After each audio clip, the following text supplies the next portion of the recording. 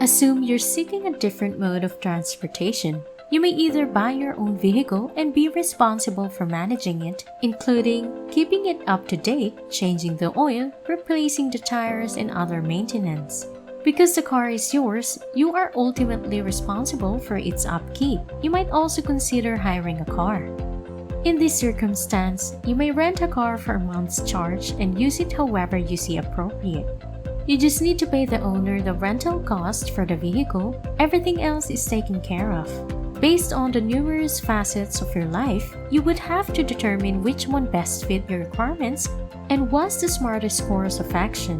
You might not have enough money to buy a new van outright, or you might be too busy to take care of its maintenance.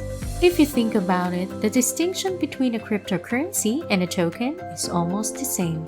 Hello everyone, welcome to Invest Wisdom. In this video, we're going to talk about types of tokens in cryptocurrency, crypto coins versus tokens.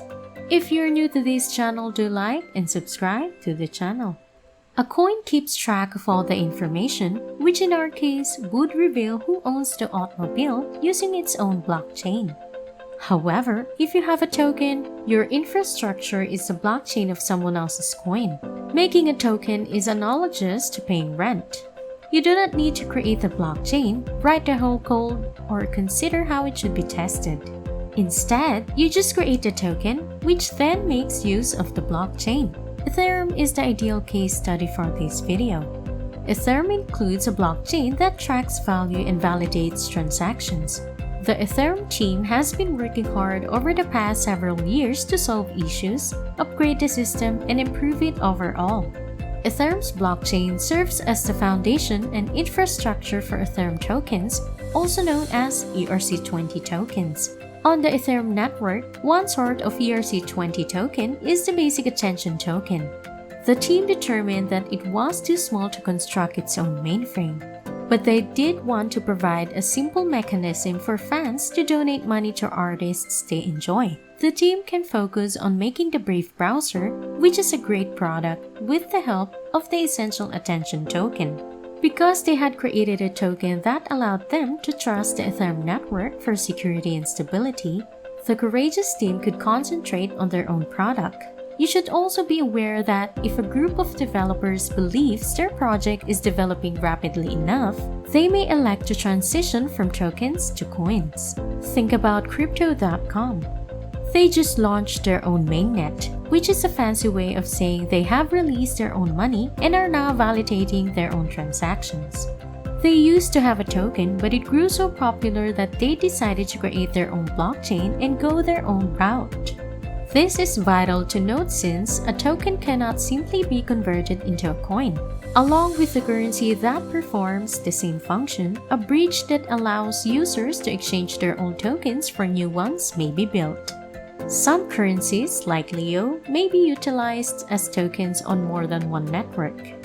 Leo is a member of the Ethereum, Binance Smart Chain, and Hive networks, among others. Another significant point is that certain currencies are shown as tokens on other networks.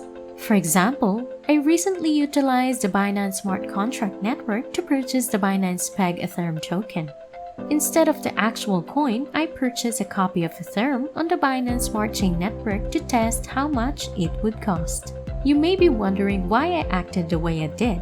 A typical Ethereum transaction currently costs about $20, but a transaction on the Binance Smart Chain only costs 50 cents, making it much cheaper to trade an Ethereum representation. If you like this video, don't forget to like and subscribe to the channel. At the same time, consider this. When you acquire a gold stock, you become the owner of the stock, yet the stock is only a symbol for the gold.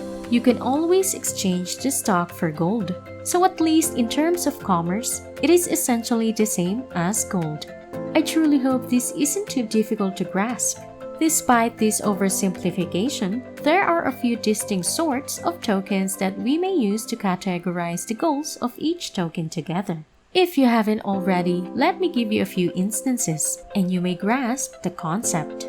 The first type is governance tokens. People with governance tokens may vote on certain topics. A governance token may be similar to a Uniswap.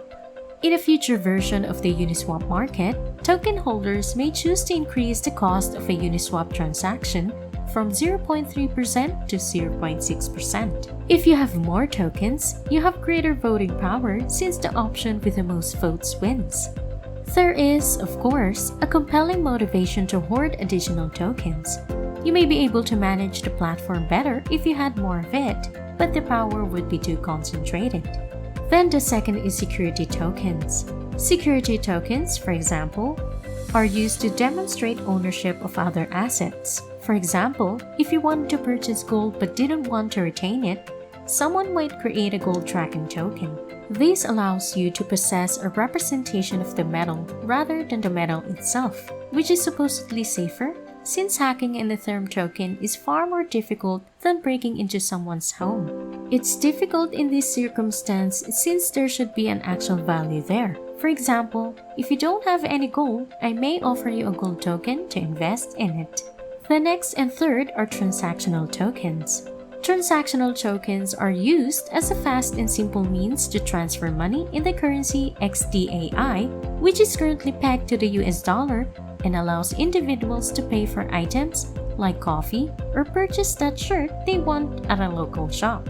It functions similarly to money. However, the price is currently very cheap. Consider performing over 47,000 transactions and just paying $1 for each one. Try it with PayPal or a bank transfer to see how much you save. The fourth is utility tokens, are tokens that have a monetary value associated with them. The basic attention token, which is an Ethereum token, might be used to advertise on the Brave browser, for example. In other words, I would just need to utilize my basic attention token to promote this YouTube channel on the Brave browser. To put it another way, utility tokens are useful. Security tokens may only be purchased and stored. Utility tokens have real-world applications. Finally, there are platform tokens. Platform tokens are established to support a decentralized blockchain application. For example, Uniswap is a decentralized program that allows users to swap one Ethereum token for another. Despite its decentralized nature, Uniswap has its own token, the Uniswap token, which is allocated to platform investors with the promise that token holders will soon be able to vote on changes and maybe even earn money.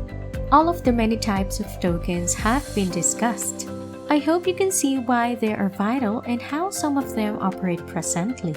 I hope you now understand why we need them and how some of them work. Thank you for watching. I hope you have learned something from this video. If you like this video, do give us a like, subscribe to the channel, and comment down below. Thank you and goodbye.